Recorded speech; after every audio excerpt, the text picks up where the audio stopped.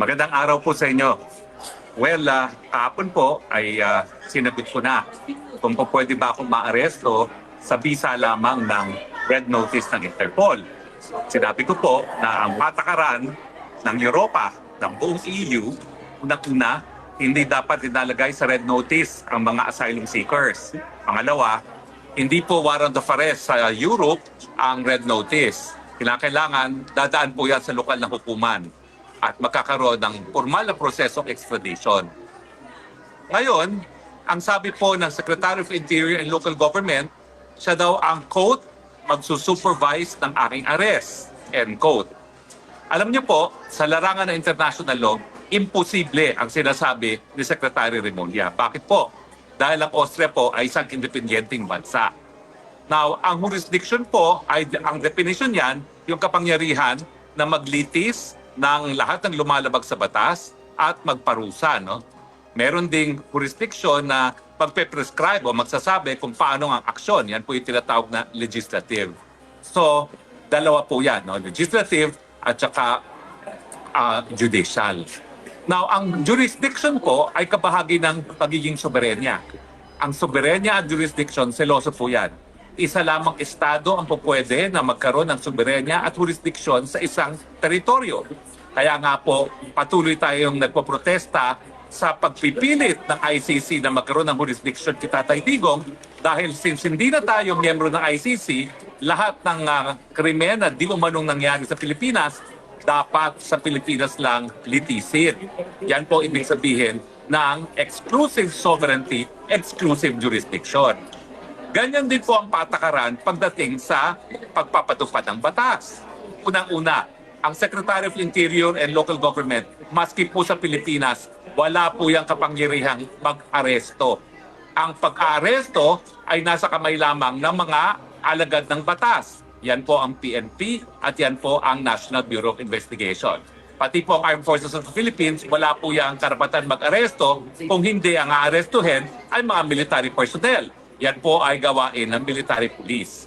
So kung sa Pilipinas, walang kapangyarihan ang isang Secretary of Interior and Local Government na mag-aresto, paano pa kaya sa ibang bansa? At siyempre, kapag nagpadala sila ng pulis Pilipino rito para arestuhin ako, yan naman po ay lalabag sa soberenya at jurisdiction ng Austria. Dahil yan nga po ay exclusive. Hindi po pwede ang mga dayuhang pulis gumagampa ng kanilang katungkulan sa labas ng Pilipinas. So, malinaw po, kapag si John Vic Remulla mismo ang mag-supervise sa pag-aresto ko, illegal.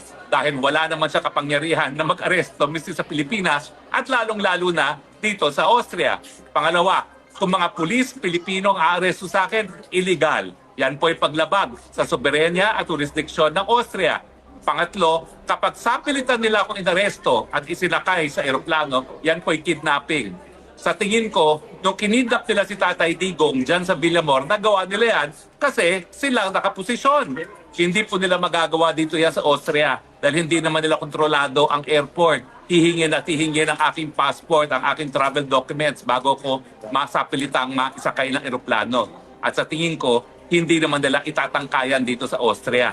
Dahil napakakapal naman nila kung sa tingin nila na yung ginawa nila kay Tatay Digong sa Villamor, kaya nilang gawin dito sa Europe.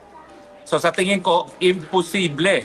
Pero pag sila po ay nagtangka, asahan niyo po, alam ko ang aking karapatan. Kidnapping po yan.